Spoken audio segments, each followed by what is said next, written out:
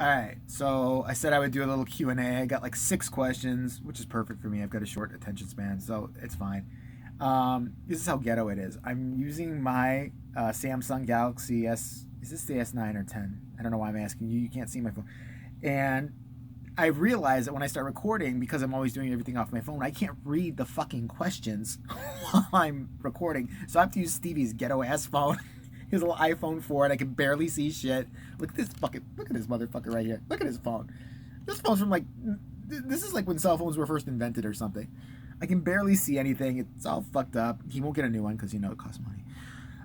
So yeah, I'm gonna put this on JVTV2. I'm gonna answer the questions you guys gave me, and hopefully I did a good job. And if you guys want me to do it again, or people didn't get a chance, I'll do another one on JVTV uncut. But this is for JVTV2 because I've been kind of ignoring it, like I do my children. All right. So I said I'm gonna do a video on JVTV uncut. If you have any questions, leave them below. So the first person that left a question for me was Sogonare. I think I'm saying your name right. If I'm wrong, I'm so sorry. She says, do you have a fan mail P.O. box? I was just thinking that could get tricky. The post office would be getting all sorts of odd packages, buzzing and reeking of perfume and sealed with kisses.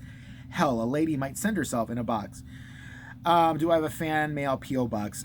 No, I don't get fan mail. I mean, I don't know if I would get fan mail.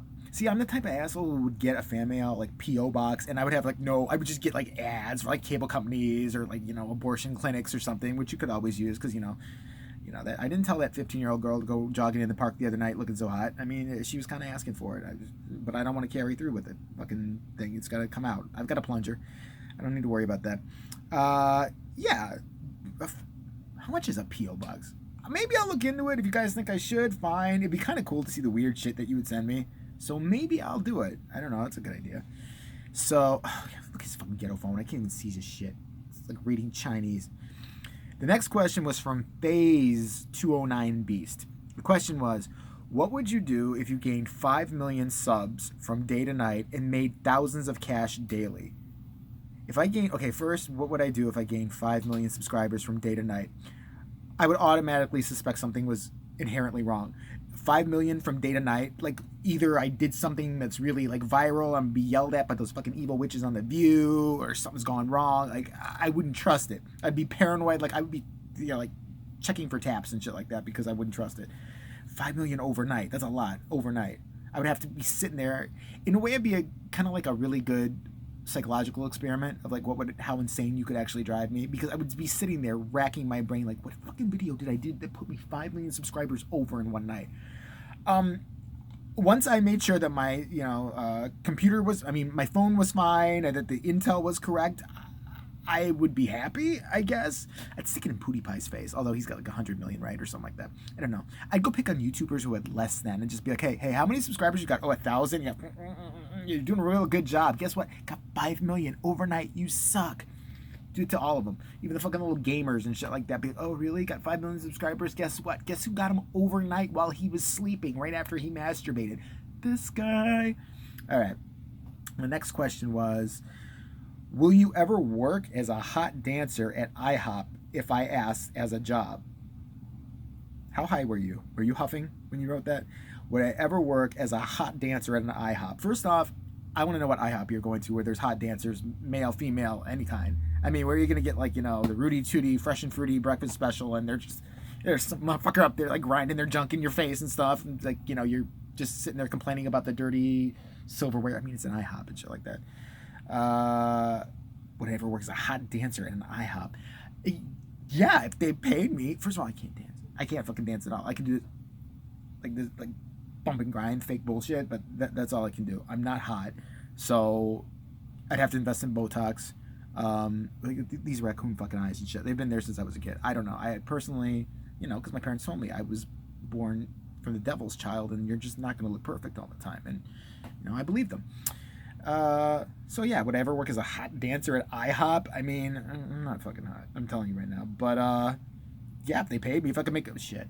What am I talking about? You give me $5 in my fucking jock or whatever like that, I'll do anything. I don't give a flying fuck. It's getting so desperate. It's like I'm considering blowjobs on the street. I don't give a fuck how much they pay. How much? How much? Fuck it. Times are tough. Fuck it. So yeah, I would do it. Katie F. I hope it's Katie, not Caddy, but Katie F said, "Have you ever been engaged? If so, when? If not, why not?" Are you Oprah? What the fuck? You trying to make me cry or something? I'm on my phone for it. How dare you? No. Have I ever been engaged? No. Well, okay. Technically, yes. I was 16 years old. And I don't want to hear how bad I am. I already told you people. You know who you're dealing with here. I'm not a nice person, all right? I never said I was. And yeah, it's a shitty story. But I was 16 with my girlfriend at that time. It was also 16. And for some reason, I thought after fucking her, it's a good idea to like give her a ring. Like, why not? I mean, you're supposed to do something. I mean, she was a virgin, so I kind of felt bad, pushing through that hymen and the blood and the screaming and all that. And it's a weird thing with that. Like when you fuck a virgin, like the first time they just want to get it's a nightmare experience. Like I put it in her, like, get it out, I don't like this anymore. And there's blood on the bed and shit like that. It looks like she had a fucking miscarriage already or something like that. And I was ready. It freaks you out. I felt like I got raped. But, the next time with her, it was still painful for her, but okay. There's something that happens the third time a girl has sex where she's just on it. Like, now she wants it. Like, she would fucking practically, she was, like, at the front door, like, of her house when I'd come over after school and just, like, ready to fucking go. It was, third time is the charm, I guess. Something kicks off in the vagina, goes, it's party time. No more pain, it's just party. So, yeah, I gave her a wedding ring, which, okay, my mom had like 2 wedding rings. I don't know if everybody does that. She had like the one that was for the wedding or something. I don't know anything about this shit. In a little jewelry box in her like safe that I managed to crack. And she also had the one that she wore, like the band she wore all the time. I think that was it. So I was broke. I was 16. I didn't know what I could do. And I always saw this little thing in my mom's safe when I was trying to rob for money. And, they were smart enough not to keep it there anymore because Jason found it.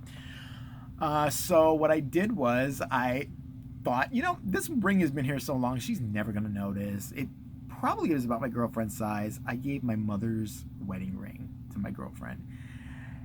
My mother, of course, went cleaning not that long after that. She was in the hospital at the time when I gave it to her. I know, I'm going to burn in hell. I just totally own it. And she got out, and the first thing she wanted to look for some bizarre reason, was her wedding ring. She never looked for it.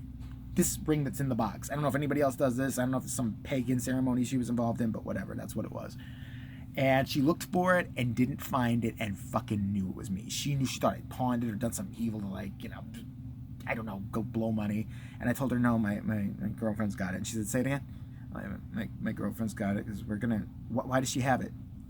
Because we're going to get married and have babies and move to a village in Ethiopia and volunteer and try to make a difference. Are you happy? Are you happy questioning my whole life now when I'm trying to make a difference for the Lord Jesus Christmas? Are you seriously? I thought you were a religious woman. I don't even talk about this right now. I need to go settle down. I could never back my way out of shit. So I guess I was technically engaged for a minute, but I don't remember if I asked her to marry me. I think it was more like, hey, you want to fucking get married? She's like, yeah, that'd be a great idea. I'm 16, hormonal, and a girl, and now I just want to fuck all the time. Woo! And I'm just like, sounds sweet. I never took it seriously, but I did give her the ring, and she wore it for a while until she was forced to give it back, and it led to our eventual breakup. Because, my mom wanted it back, selfish. Would I ever get engaged again? Oh, if not, why? So let's say that wasn't legit. If not, would I ever get engaged again? No. Have you met married people? I'm sorry, there's not too many happy cases out there. I haven't seen them. Everybody's like, oh, that's great. You have to get used to your partner. They all cheat. They all lie. I work in the sex industry. I know what's going on. I like extra money when I don't have kids and when I don't have a fucking spouse of any kind. Because I like my money going to me, not to your ass, not to their car payments, not to these little motherfuckers who need school and food and delousement or whatever it is. Fuck them. I don't care. They can walk. Go get a job. Okay. The next question was from Mushy Mush. Oh, hey, how are you? I miss her. She's so good. I love this question. It's a 2-part question. It's going to sound like I wrote it myself, but it's fucking legitimate. It's here. I don't know if people can see that. She said, how do you keep up your dashing, sexy looks? Listen, if I had $1 for every time somebody tried to get my beauty secrets, it's insane. I mean, I started supermodeling very young. I was just thrown down the catwalk when I was about 3, and I went with it from there. And you just learn tips. You learn tips. You learn what's fall, what clothes are winter, hair. I mean, you learn it all. No. How do I keep up my dashing, sexy looks? Okay, here's the truth. I mean, there's beauty serums out there, there's all this stuff, but the real truth is you have to go to an old people's home. It's called old people phlegm. This is what you need. But you have to find like a jaundice, like almost like they're gonna kick it like any minute. So you kind of have to hurry, old person. Preferably somebody who's a smoker. And one of those old people who do nothing but cough and just slope in their chair, and somehow their back just starts arching more and more until they're like almost like a turtle just sitting there. You have to go to a nursing home, find one of those coughing and used to be smokers, and you need to take a kind of like a thermos with you and collect their mucousy phlegm. Listen, this is just what works for me, okay? I'm sorry. You collect enough, so you're gonna have to sit there for a while. Maybe feed them a cigarette or two to kind of speed things along. Plus, maybe their kids will help you out because they're looking for the will, And you get that thick, green, gobby, mucousy, old people, disgusting, nasty phlegm. You fill up a thermos full, and you take it home, and you ingest it through your urethra. Is that still ingesting? You put it down your dick hole or your vagina hole, whichever one, your piss hole, as the doctors always say.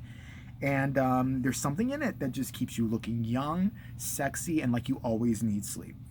And it just works for me. I'm going to market it eventually if I can get enough old dying people to kind of go along with the scheme. I mean, Alzheimer's patients are the best because they have no idea what's going on. I could just tell them, no, I just got here 2 seconds ago. What are you crying about? And the second part of her question was, have you ever considered doing stand-up comedy? All right, this sounds like such a narcissistic douchebaggy thing to say, but it's true, so I'm just not going to lie. Like, I've been told that a lot in my life. I have actually been told, like, you should do stand-up, And I hate saying that because it always sounds like, I'm just so fucking funny. Whenever I come in the room, it's just like, oh, the funny is here, and oh, I'm funny. I'm so funny. Everybody's like, why don't you do stand-up? You're just so funny. Like, literally, you're the funniest person I've ever met in 5,000 years. Have I considered doing stand-up? Stand-up? No.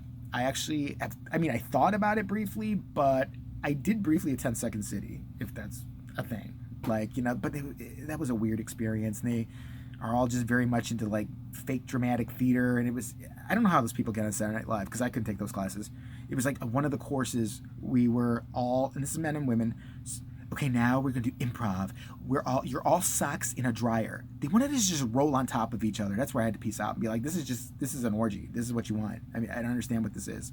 If you were a tree, they literally did the tree thing. What kind of tree would you be? We have to sit here and guess while you pretend to be a tree. I'm not going to stand in front of a fucking room and do this shit. I'm a tree. Could you tell I'm the mighty oak? Dumb bitch. As far as stand-up, no, I never had the desire to actually do the open mic thing. Or you hear these comedians on shows always going from town to town, be like, man, I played for 50 college kids the other night who all hated me. They threw their own feces at me, beer and semen even. I think they were jerking it off their hands and just pitching it in my face. But you know what?